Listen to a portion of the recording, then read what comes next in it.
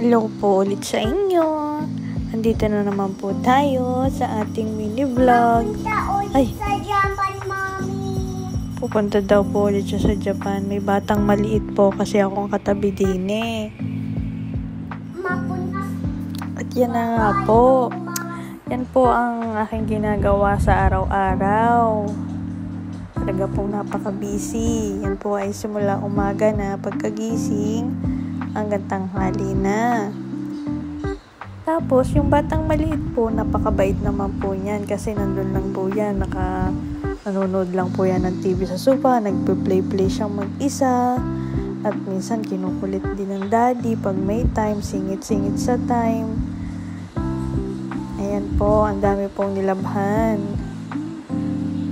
Yan pong lahat ng nilabhan ko ay lahat po yan ay mga damit lang po ni Aki. Kasi po, nakapaglaban na po ako ng mga damit namin ni Daddy.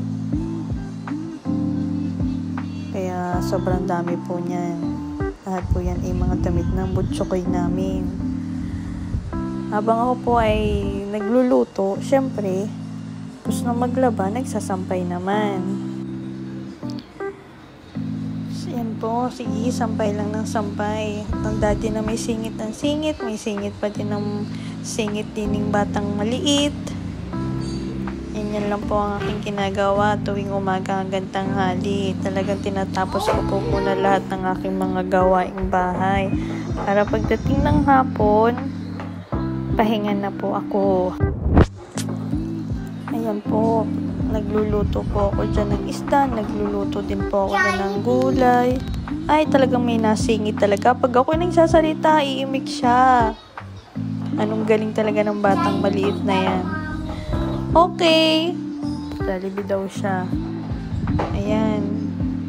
Ganyan. Laging dalas-dalas na.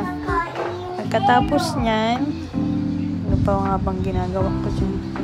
Nagawa naman ako ng sausawa namin para sa isda. Kasi masarap dyan. Kalamansi na may toyo. Masarap sausawa ng pritong isda. Tapos may kulay kami dyan. Kailangan laging may gulay kasi may batang maliit na mahilig naman kumain ng gulay. At yan po, ugas-ugas nga po yan. Tapos yan po yung gulay namin. Tapos po, yan po, punas-punas po ng lutuan. Kasi po ako, pagkakatapos ko po magluto, gusto ko po talagang linisin yung lutuan. Pero, papalamigin muna po natin ng konti para po hindi naman po masira ang ating lutuan. Yan po. Punas-punas po tayo kasi patapos na po talaga ako dyan sa kusina. Yung umuusok na yun po yung aming kanin. Po yung batang maliit, napakabait. Ayan po, linisin na po natin ang kalat ni batang maliit para mabilis nang matapos. Tapos pagpagpag po ng sopa. Pagkatapos po niyan ay pang gagawin ko dyan.